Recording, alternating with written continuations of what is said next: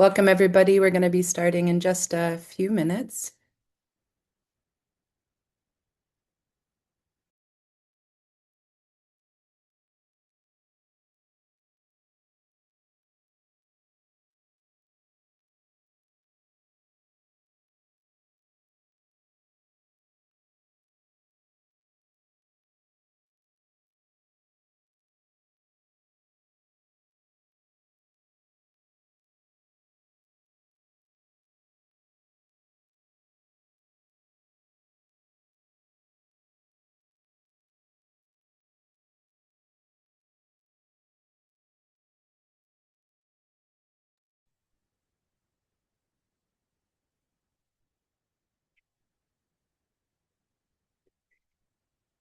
Great. Welcome, everybody. This is the global launch of the Infant and Young Child Feeding and Emergencies Counseling Training Package for Frontline Workers. We'll be going through the package today, an overview of how it was developed, and allow for some time for questions and answers. Next slide, please, Alice. Translation is available. You can click the globe icon on the bottom of your screen. Next slide, please. So a few housekeeping rules. This webinar will be recorded. The recording slides and other resources, they'll be posted on the GNC website and also shared with all of you soon after that.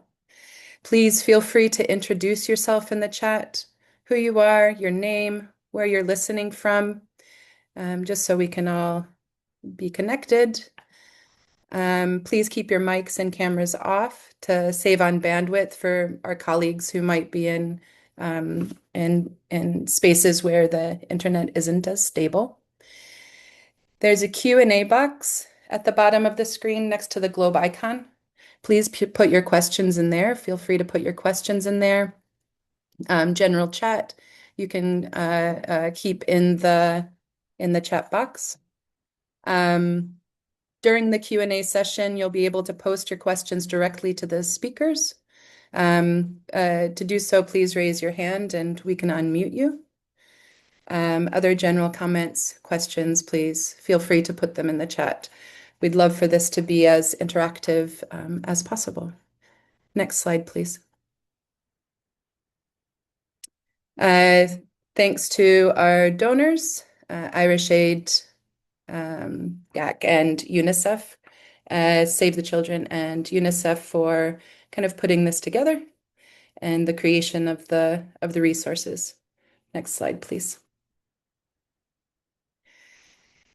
So the agenda for today, we don't have a lot of time, but we hopefully have enough time. We're going to introduce the Community IYCF Training Package very quickly, kind of a brief review, because the IYCF-E Training Package is built on that. So then we'll go through the Save the Children Frontline Worker curriculum, which is the IYCF-E edition, Q&A, and then the closing. Next slide, please.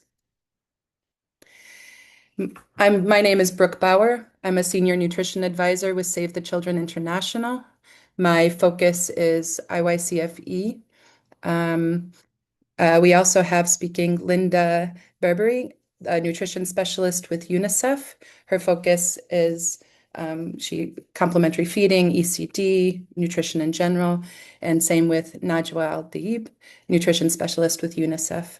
They've both fed into the UNICEF aspect, the IYCF package, and were very important and instrumental in the development of the Frontline Worker curriculum. Next slide, please. I'm going to hand over to Linda now. Just an additional thank you to Alice, Sonia, and all of our interpreters as well, who we can't be doing this without. So Linda, I'll go ahead and hand to you. Thank you, Brooke. Very happy to be here. As you mentioned, we wanted to first provide a reminder of the existing infant and young child feeding counseling package at the community level, but also at the primary health level. As you know, this is a UNICEF developed package that is designed to help countries to plan, also to adapt, and of course, implement community-based infant and young child feeding counseling services, hoping that it is also at scale. So very important to note that this is a package that is meant to be scaled up in a country. Of course, it focuses on the first 1,000 days and it aims at equipping community health workers with the skills needed to support infant and young child feeding. It is a generic package that was updated now 2 years ago. The key new elements include the stronger integration of nurturing care, the expanded guidance for children with disabilities and feeding difficulties, and a more comprehensive focus on all forms of malnutrition. And of course, these updates make the package more inclusive and aligned with current nutrition priorities. Next, please. So I wanted to quickly give also a little bit of an overview of the existing components of the package. And the first one is the Planning and Adaptation Guide.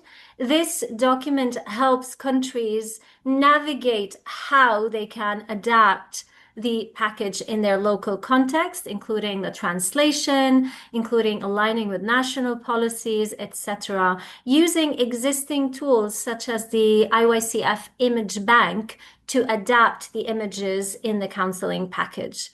The second is the facilitator guide, which is a 5-day training, and this is really the main manual used to deliver a structured training to community health workers using really participatory methods. It uses an interactive experiential training approach, and of course, it builds to provide more skills on counseling, communication, problem solving, so that healthcare providers can effectively support caregivers in real life situations.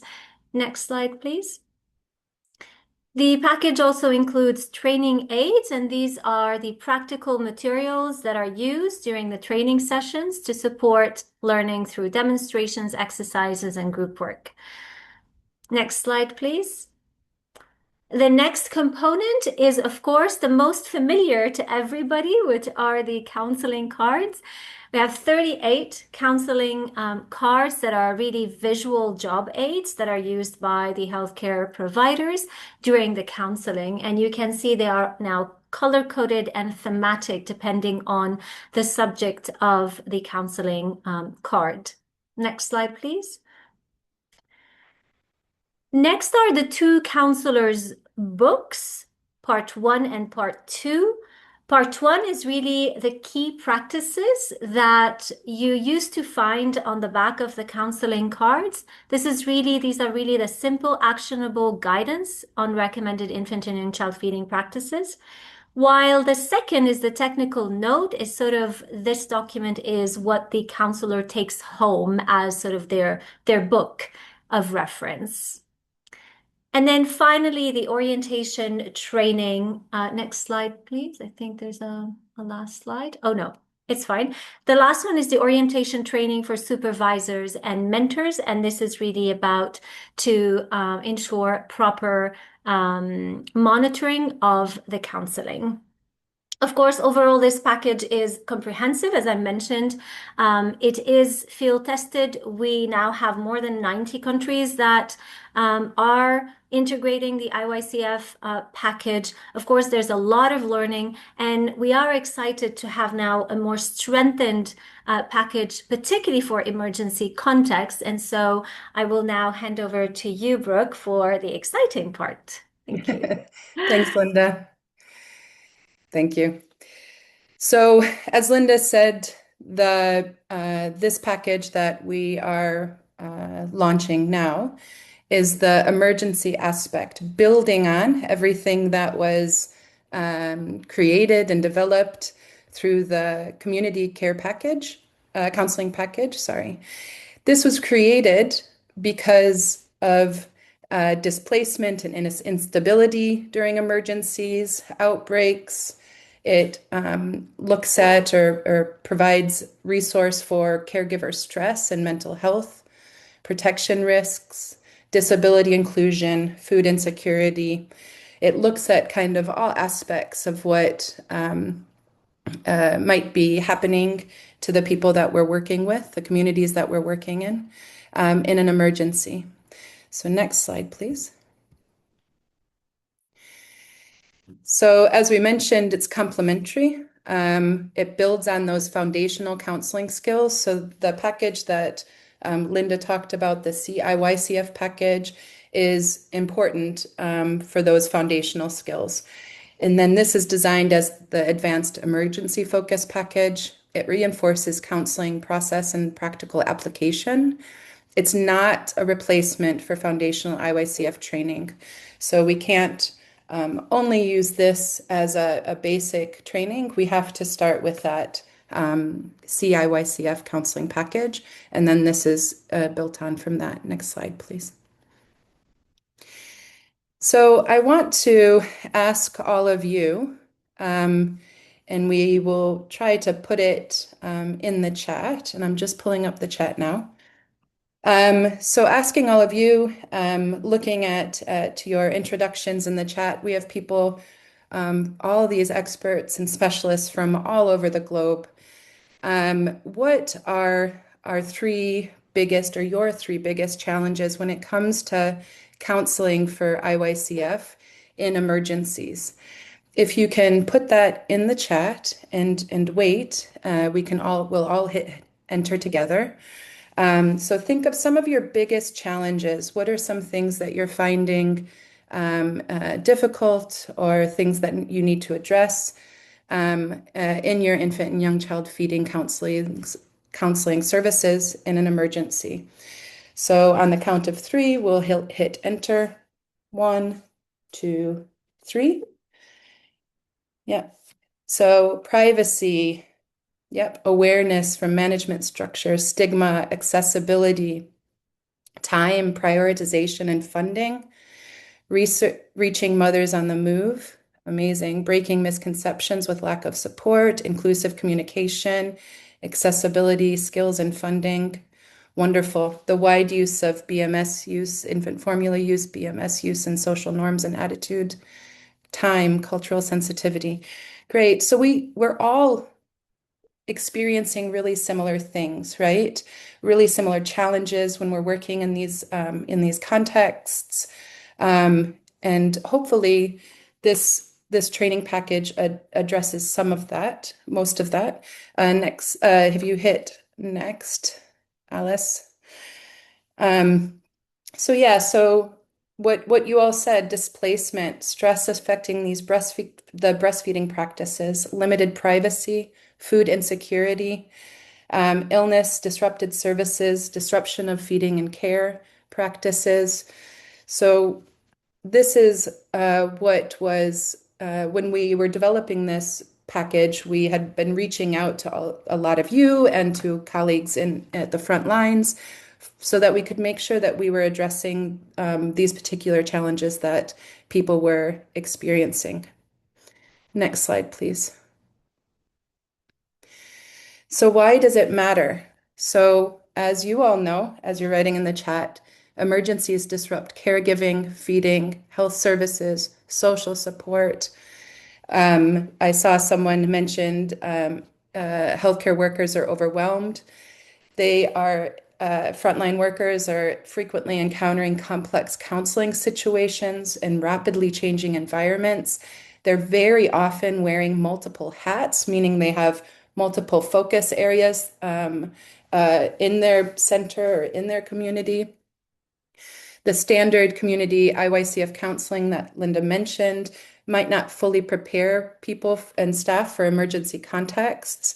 Caregivers rarely face a single challenge.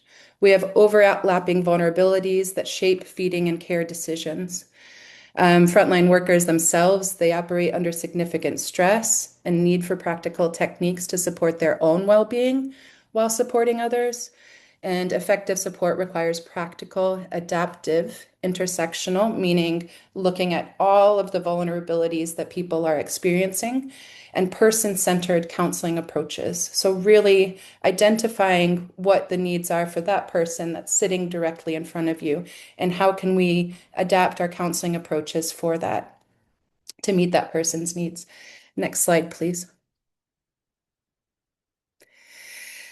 The purpose of the package is to provide hands-on support. So the package itself doesn't include PowerPoint slides. It doesn't include, it doesn't require electricity. It provides hands-on support. It provides information and counseling skills to give hands-on support to strengthen advanced emergency counseling competencies.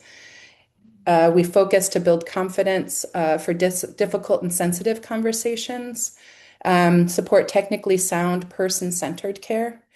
And as you can see from the image, these are directly from the curriculum itself. You can see that we have integrated throughout stress reduction techniques for the staff themselves to help center themselves before providing that counseling. We recognize, as developing this, we recognize that the frontline workers are experiencing the stress themselves as well. And so those techniques are embedded throughout. Next slide, please. So it's intersectional by design, meaning that we're looking at, when we were designing it, from the very beginning, we were looking at all of these aspects of what makes a person, what they experience. Caregivers don't experience challenges in isolation. A young mother may also be displaced, living with a disability, experiencing violence, caring for multiple children, while navigating an infectious disease outbreak, for example. So there's multiple vulnerabilities that might be coming in that we need to be aware of. And so recognizing this, the training was developed intentionally over 2 years through that intersectional and multi-sectoral lens. So looking from all these aspects. From the very beginning, we had technical specialists and experts feeding into these aspects. Disability, gender, age, protection, and mental health, they're considerations throughout. They're not treated as a separate topic. They're built collaboratively with health, WASH, child protection, GBV colleagues, MHPSS, disability inclusion, and infectious disease response. It reflects, or we attempted to reflect the reality, caregivers experiencing multiple overlapping challenges that influence infant and young child feeding. It supports frontline workers to provide a more inclusive, person-centered counseling approach and support. Next slide, please. So throughout, as I mentioned, we have these cross-cutting themes. It's founded, or the foundation is based in trauma-informed care. So understanding that we have a universal aspect to provide the counseling that we're giving, and it's based within kind of this trauma-informed care, which is a framework that we can view the context that we work in and the support that we provide, meaning that it's person-centered. It's built on a person's well-being, relationships, and caregiving, and how that's all changing, and being aware of that in our counseling. MHPSS and stresses throughout. Gender transformative programmatic decisions are throughout. There is a specific GBV risk mitigation module, but it's also, GBV is also mainstreamed throughout. Disability inclusion for both caregiver and child. It has considerations throughout, as well as infectious disease outbreak adaptations and remote counseling considerations. Next slide, please. It's created for health professionals, nurses, midwives, nutritionists, physicians, lactation specialists, as well as paraprofessionals, so peer counselors, community health workers, psychosocial support workers, support groups.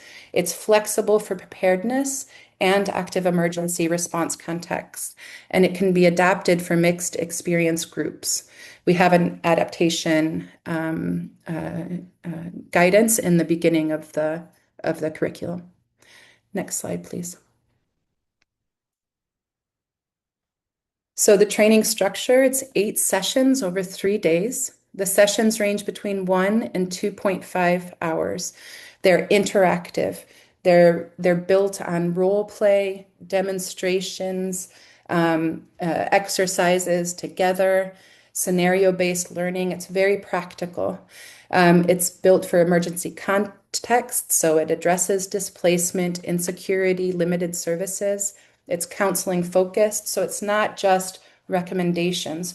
We really wanted to make sure that we were identifying ways to provide that counseling, meeting that person where they're at, and understanding their needs in that moment.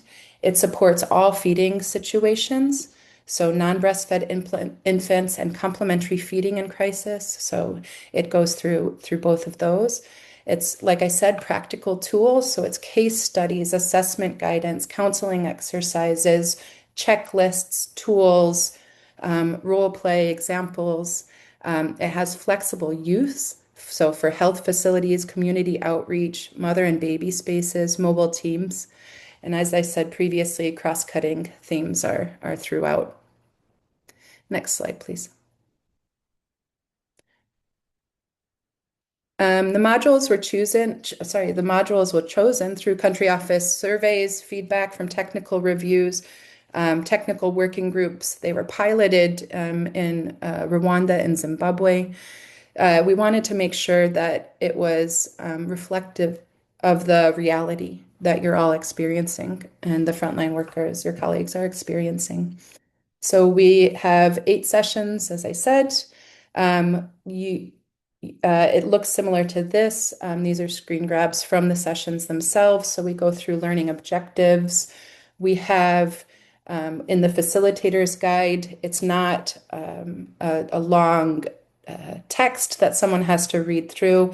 It provides in this way kind of this overview of leading the session, where to introduce, where to refer people. And then in the center on the bottom, that's an example of one of our role play demonstrations. So the way that the modules work is we have a demonstration of the role play. We focus on 2 or 3 counseling skills specifically. And then we go into the participants practice the role play. They might have, some modules have cards that the person will like be in character for and things like that.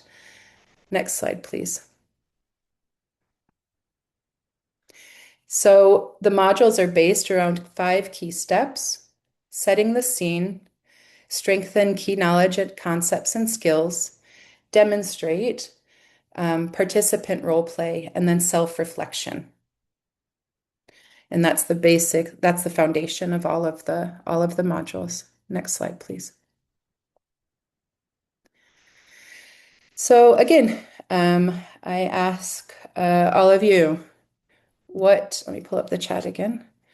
What do you say first? As an example, a mother arrives with a 2-month-old baby. She says her milk has stopped since she's had to leave her home and her community. How do we meet that person? What do we say to them? Go ahead and hit it into the chat. Validate her feelings. Number 2, tell me what has been happening since you've had to leave. Exactly. So that's how this curriculum has been awesome, 100% for all of you. This is how the curriculum was developed, right? We want to start with those questions. We want to understand what's happening. Very often with our IYCF-E counseling, we we come in with our messages and our ideas, and we know what's recommended, right? What recommendations we need to make, what education we need to provide.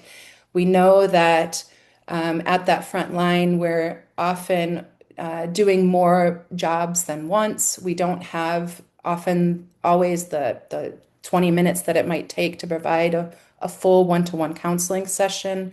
And so very often what happens is we end up giving messages and education, perhaps rather than kind of that counseling.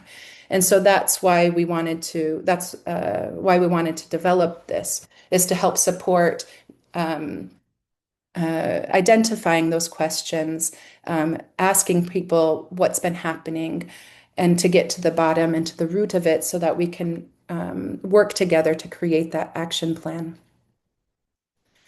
Next slide, please. So within the training package, we want to listen, assess, and support. The materials included are a facilitator guide and a participant handbook. We have counseling posters and job aids.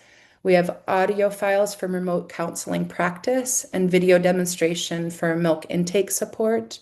That's all within the IYCF-E hub. And we'll share that where to find the package. So it's all, like I said, it doesn't have PowerPoint slides included. It's these two handbooks and guides, and then the additional support materials. Next slide, please. So the operational strengths is it's offline and printable. So it works in environments where resources might be a little limited or electricity isn't guaranteed. It supports adaptation and contextualization. There's guidance in the beginning of it on how to contextualize it to your context. We've also considered that throughout. So everything within it is able to be adapted.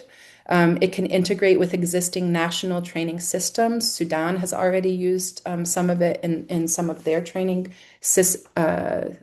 national training systems.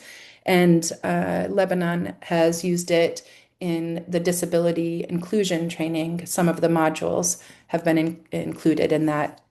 So it's adaptable to what you need it to be, right? And our team is always available. If you want to take this and adapt it, I'm available. Our team is available to help you in that if you need. Next slide, please. Like I said, we piloted it in Rwanda and Zimbabwe. It was developed from the beginning with multi-sectoral technical input. It was a collaboration between SAVE and UNICEF. It was designed for global application. And like I said, it's fed into other country trainings already. Next slide, please.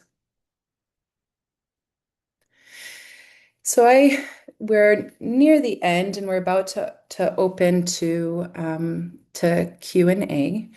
But we wanted to know from all of you as the experts in this, what is missing for you? We've addressed some of it in this training package, but we know that there's more that's always needed.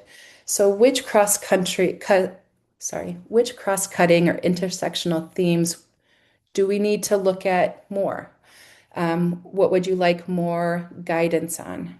We have gender responsive programming, disability inclusion, GBV risk mitigation and safe referrals, mental health and psychosocial support, child protection and safeguarding, adolescent responsive programming, working with caregivers experiencing multiple vulnerabilities. So looking at kind of that intersectionality, that image of all the things that make us us.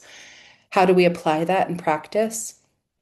inclusion of LGBTQ or diverse populations, gender diverse populations, accountability to affected populations and community engagement, cultural, linguistic, and social inclusion, infectious disease outbreaks and their impact on caregiving and nutrition, and applying an intersectional or multi-sectoral lens across all programming stages, including assessment, design, implementation, and monitoring. So a poll should have popped up onto your screen.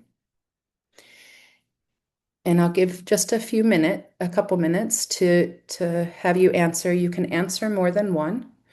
And this is for us to hear from all of you what's missing out there that you think needs to be addressed with regards to nutrition as nutrition workers.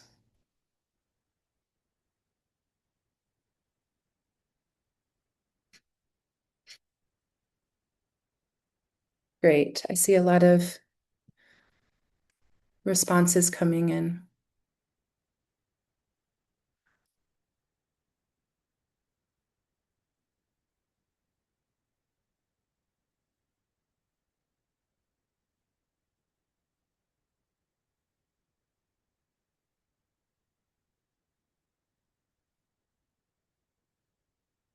Wonderful.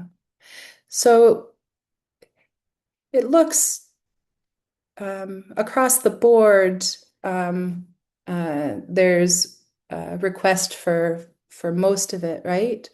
It looks like MHPSS support is something that that's very needed. In this training package, we have one of the modules is specific for caregiver stress. And we also, so that covers mental health and psychosocial support. We have frontline worker stress reduction techniques for themselves that they can also then apply when providing the counseling as well. But that's very noted that this is an area that is that's needed. Infectious disease outbreaks is another big one. I am sure many of you are working within the current outbreak, and that's covered in here as well. But this is noted, and we'll take all of this to identify ways to continue to expand our resources that we have. Thank you very much. Next slide, please.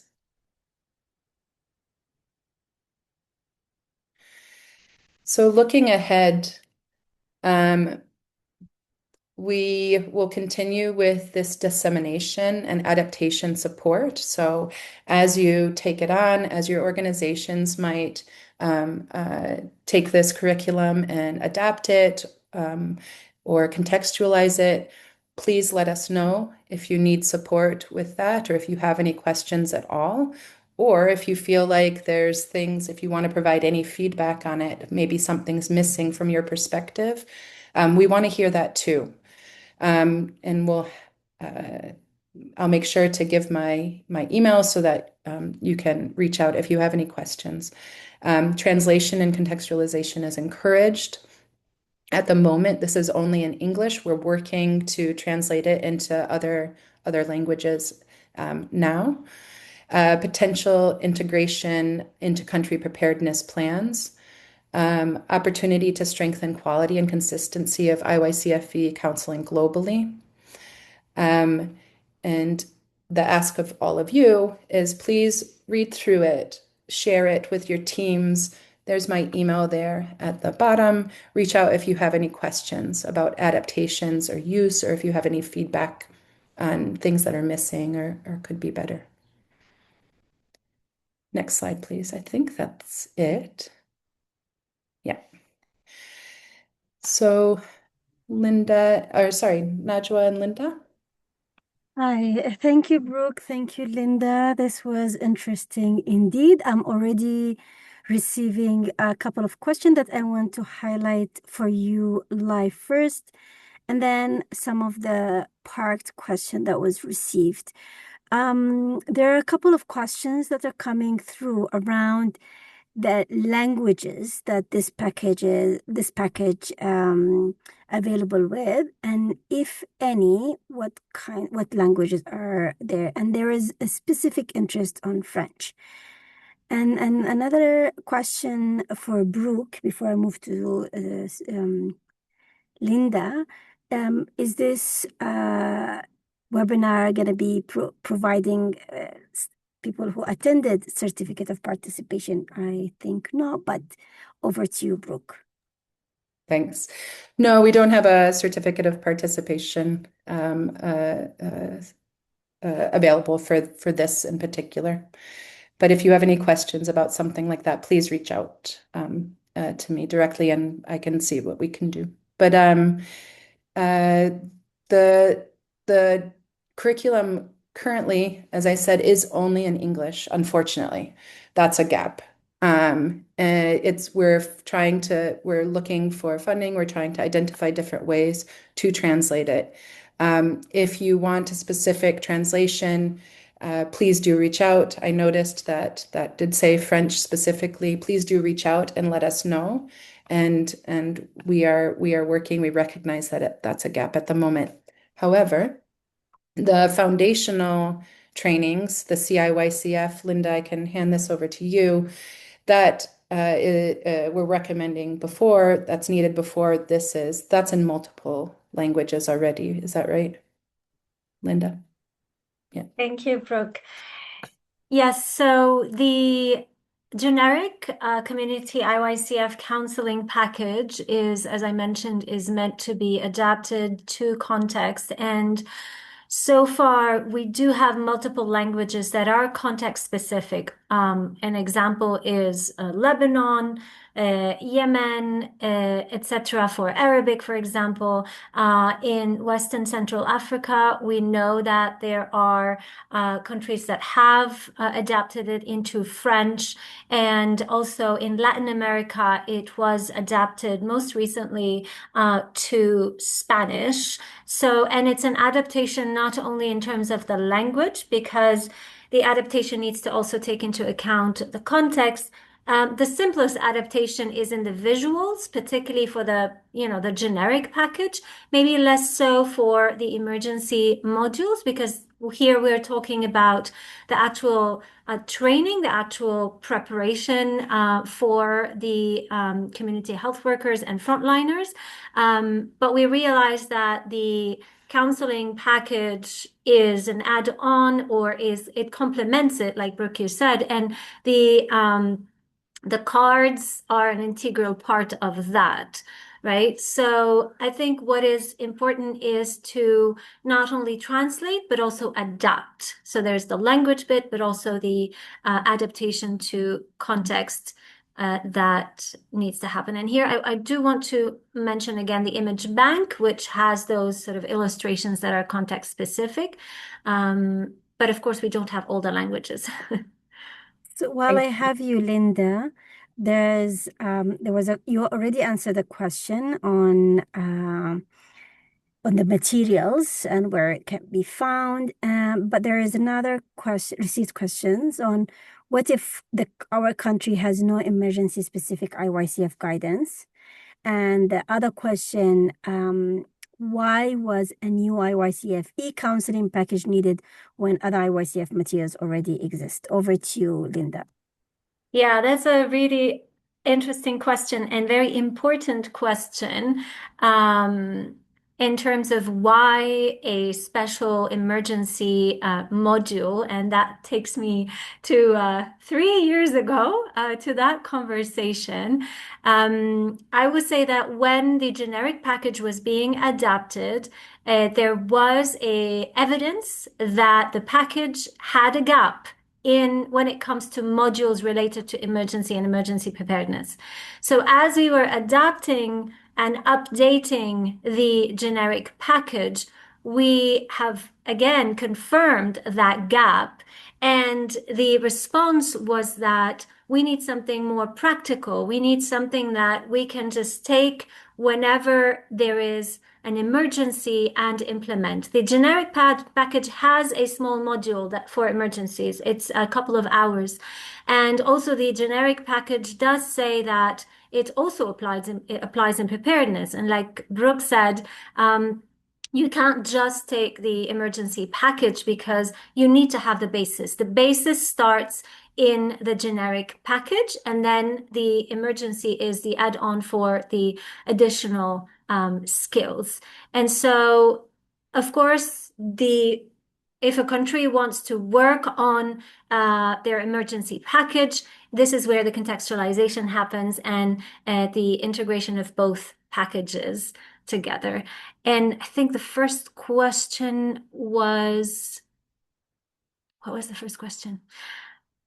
There was, yeah, if already there are materials, why do we use IYCF? Yeah, that Is was IYCF the question that I was elaborating on, but I know there was something if we don't before. have IYCF guidance? Oh, yes, of course. And so both packages, I will say that the generic and the emergency provide guidance on how to do some sort of I want to say assessment or a way for the implementer, for whoever is doing the preparation, to actually do some sort of an analysis of what kind of capacity exists, what are our needs in order to for the training and the package to address those needs. Obviously, ideally, this prioritizes this shows us that there is a need for national policy, etc. But in emergencies, the package does have this sort of guidance that here's how you can do this so that you can tailor to your needs. Okay, thank you, Linda. Over to you, Brooke. There are two questions that I'm directing to you. One is, how do we address the HIV care for mothers in such a package? The next one is, can you elaborate a bit more on what does person-centered counseling mean in practice? Over to you, Brooke. So there's a module in the package that addresses infectious disease outbreaks and things a bit. It doesn't address specifically HIV, but we have the guidance for HIV and infant feeding, and that can be adapted. We could, for example, an adaptation, if it's something that's specific to your setting or your training needs in your organization, you can take the guidance from the HIV package and adapt it into the role play. So adapt the role play, for example, to be specific to that counseling needs. We could go through what the guidance is and then adapt the counseling within the infectious disease module as an example of how we can adapt it to maybe what our specific needs are. In the second slide, sorry, the second question, Najwa? Person-centric. Yeah, person-centered. So kind of what that slide was, where the question of, the 1, 2, and 3, a person comes in with a 2-month-old, and how do we meet, or what's the first thing that we say? It's similar to that. So similar to how you might have had perhaps a GBV risk mitigation or disclosure training. It's similar to that framework, right? We're using the survivor-centered care, the person-centered care. We start with listening. We want to hear what their experiences are. And as the counselors in our minds, we're thinking, okay, we're hearing what they need. We aren't going just straight to a recommendation, right? Example, a person is providing infant formula or something to a very young child, and we want to explore the opportunity for building up breast milk supply or relactation. We're not going to just start with, you need to start breastfeeding, right? We want to understand how that person got to, or how that person reached the space that they're in right now. Once we understand that, then we can help kind of unpack that, and our counseling can be very specific. And together, we would make an action plan for what their needs and what their reality is, right? We can't, it won't work to counsel outside of someone's reality. If they can't do it, they can't do it, right? So person-centered care is really understanding where that person is mentally, physically, where they are at that moment, and adapting our counseling to their specific situation. Yeah. Thank you, Brooke. I'll take two more questions. One for you, Linda, and then the next one could be for Brooke. For you, Linda, a question was why IYCF counseling matters. This was highlighted in the presentation, but I think we need to dwell a bit more on why. And then Brooke, Fatima is saying she would like to highlight a gap that she encountered in Lebanon, where, especially during war and displacement, support for pumping mothers. Many mothers who rely on pumping are often overlooked by frontline workers who may not have sufficient training to identify their needs or help them maintain their milk supply during emergencies. I believe support for pumping mothers should be incorporated into IYCF and emergency response modules, as they are a vulnerable group whose needs are often missed. So I'll start with Linda and then over to you, Brooke. Thank you, Najwa. I love this question about why counseling matter. I will tweak the question and say why quality and effective interpersonal counseling matter, because it's important that we have this distinction. Everything that Brooke was explaining is really about that interaction between the caregiver and the counselor or the healthcare provider or the frontliner to draw a success story when it comes to a change in behavior, a practice that we want to encourage and facilitate that is life-saving in an emergency, right? And that's where the importance of this interaction lies. We are not just giving messages and saying, you need to do this and that. We're working together to draw this success story, this plan that can facilitate a change that can then help the family, help the mother, help the baby, help the caregivers, so that we have good feeding practices and that children survive and thrive. And so sometimes I feel that we do a disservice when we just say counseling, and then we're kind of, it's not we've been using this word so many times, and I think it's important that we highlight how valuable it is when it is done in the right way. Thank you. Brooke? Yes, pumping. That's a really important point and gap to highlight, right? And that's a perfect example of the need for contextualization in these contexts, right?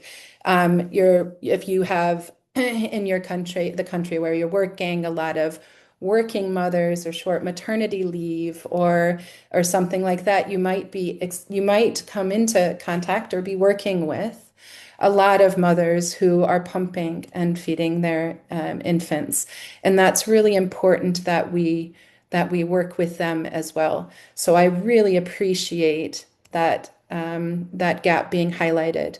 We have in the package, we have a building breast milk supply module specifically that looks at kind of hand expression mainly is written through, because we were thinking of kind of a context where there might be not pumps available, etc.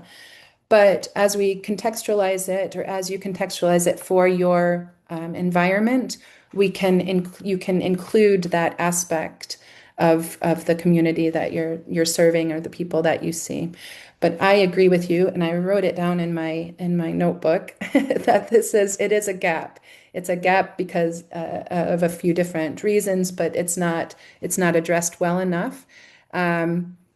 And I just see that there's prevalence of pumping and mixed feeding in the US is why they're developing so many additional materials.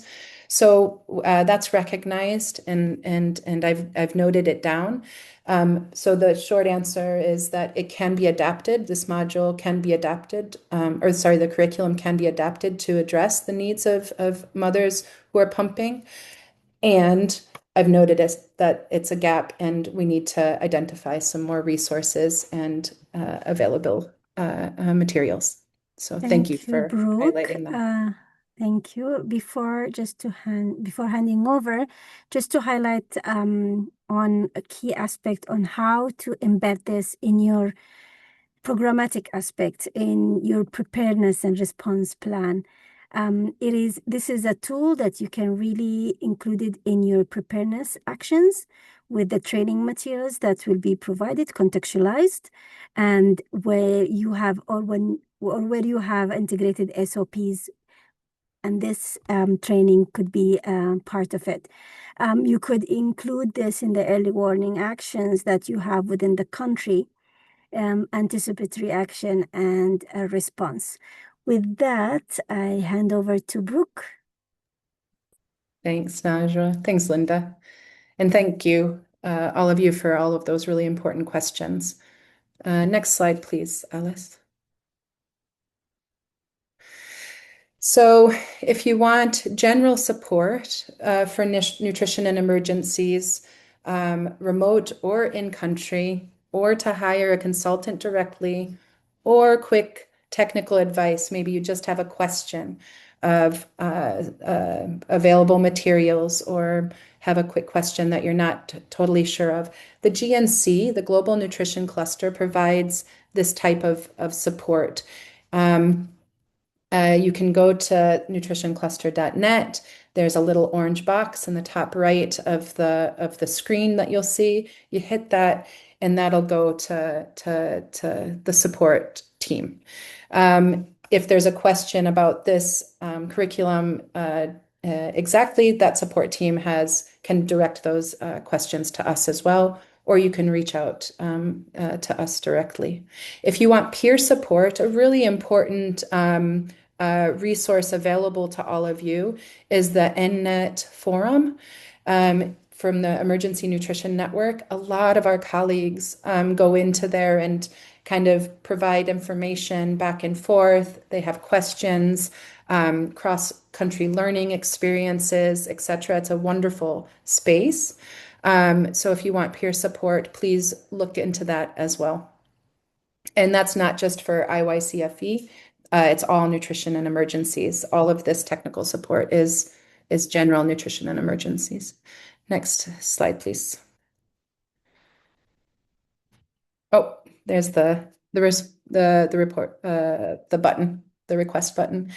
After this, there's a brief webinar evaluation. It will pop up when you close the window. It'll take less than 5 minutes. I ask you, please, we can only be better with these types of things from your feedback and input.